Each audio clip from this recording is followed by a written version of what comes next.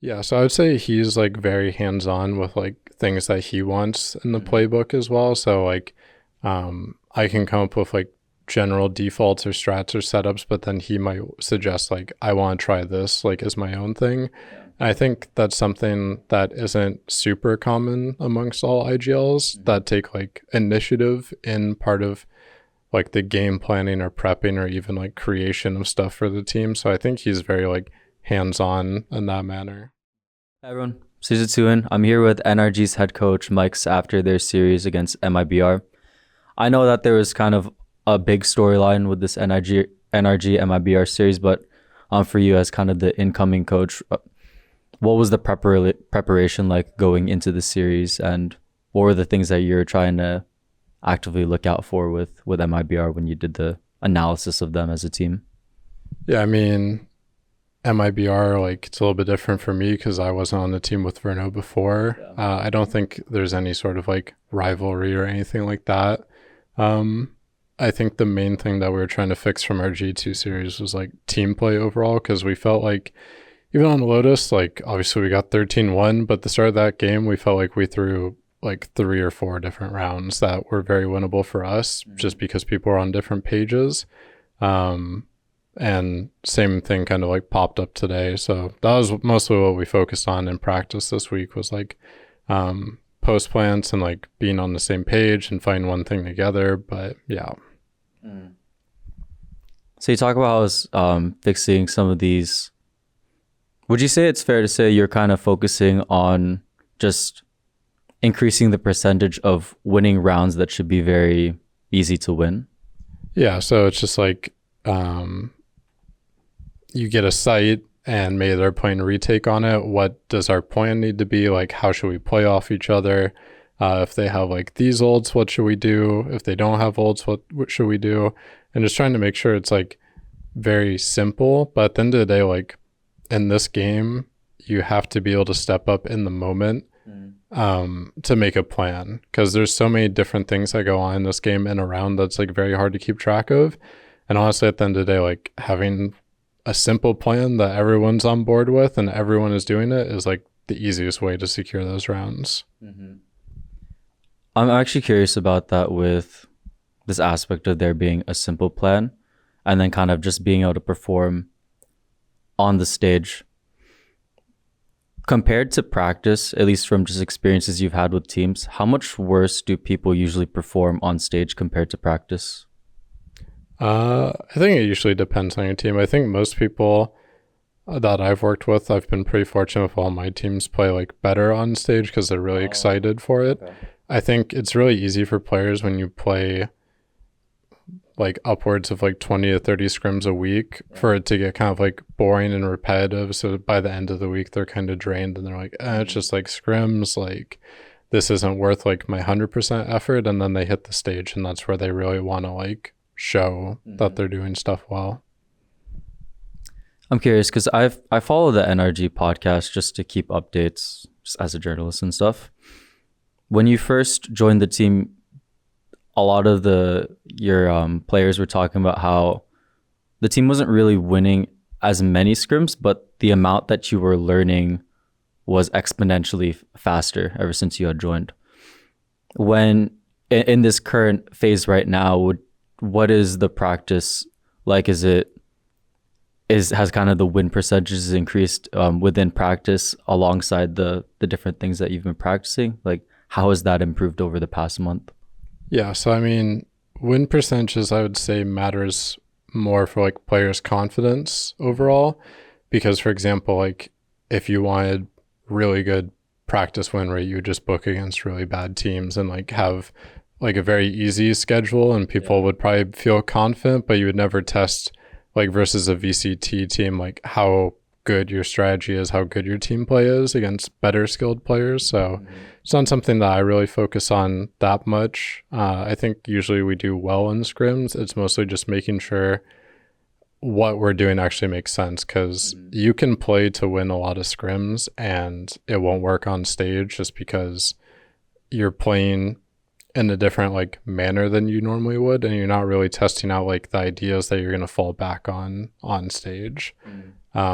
Examples like technically you could just like run around and everyone takes like aim duels in a scrim, and that could work like very consistently for you, but that won't always transfer to the stage.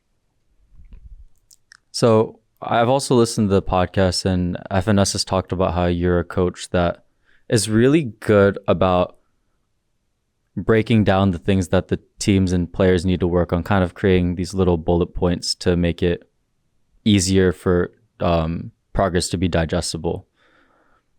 What do you feel like has been the most prevalent problem or thing that you've noticed within the team that you've been really trying to work on? Is it related to communication? Is it related to kind of what you're talking about, how you play these post-plant scenarios? Like, what's been kind of the biggest thing that's been troubling the team? Yeah, so I think it can depend on the day. I think like the biggest thing that we focused from G2 to now was like plan making. And then today we lost like 14 post plants, which might be like a record for me at least. And that's really like when it comes down to in this game, like we have really good strats and defaults or whatever. And those were working even early on in the Haven game. But if you can't adjust and we can't make a plan that's going to work and everyone like follows the plan in the mid to late round, then it's just going to fall apart. So I think that's one thing that I kind of noticed needed to be the most worked on, and we're still working on. And it's not an easy thing to fix by any means, but that's been like the main focus. How much time do you think you would need in order to be able to fix something like that? Is it something that could be fixed, say, within a week? Like, how do you kind of, if let's say if it's a little longer that you would need to fully flesh it out, how do you kind of expedite that process during, you know, a regular season period where you might not be able to have that extra time within stage one if you don't like win on stage? So that's like the hard part, obviously, is when you're in season. I think the main thing is just that you have to deprioritize other stuff. So there might be other things that you want to work on, but it's like, this is our biggest pain point. This is the thing that's losing us the most rounds. So ultimately that's going to matter like most. And it's like, maybe you want to make like an ult play or something that week and like get a lot of reps on that. Or like there's different like strats you want to draw, but it's like at the end of the day, if something's causing you to lose so many of these rounds, then that's the thing you have to focus on. I'm curious, you know, you've talked about how there's kind of, you know, keeping the plan simple more and then these post-plant situations and all these different things, right? When you only have like a week, I guess, before Leviathan, is the focus more placed on keeping it simple and maintaining a good confidence of like, hey, like we're still a really good team, we should be a team that makes playoffs? Or is it defaulting to, I guess, these little bullet points and these other things that the players would want to work on? Yeah, so I mean, I think again, it's just like main priorities. Like obviously these last two games now, we've lost a lot of rounds to like not always being on the same page. And my philosophy is always just, if you can get 5 people doing one thing to simplify these rounds that are like super hectic, the majority of the time that's going to work out for you. Like sometimes you're going to lose those rounds just because of like ults or util that are unlucky.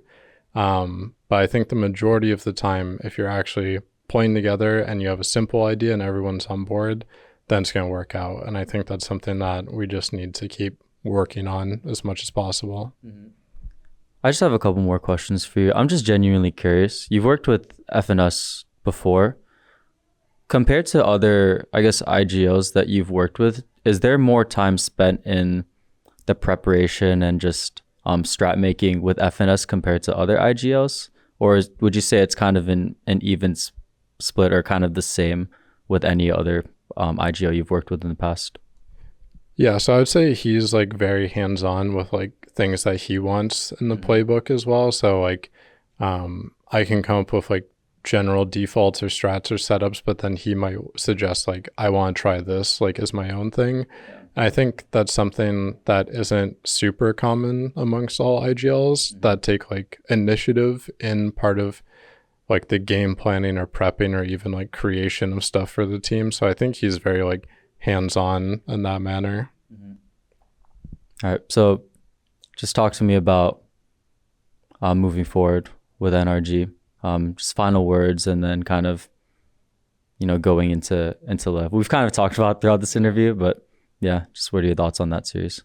Obviously they looked really good last week. I think they made a pretty good comeback compared to how they looked the weeks prior overall.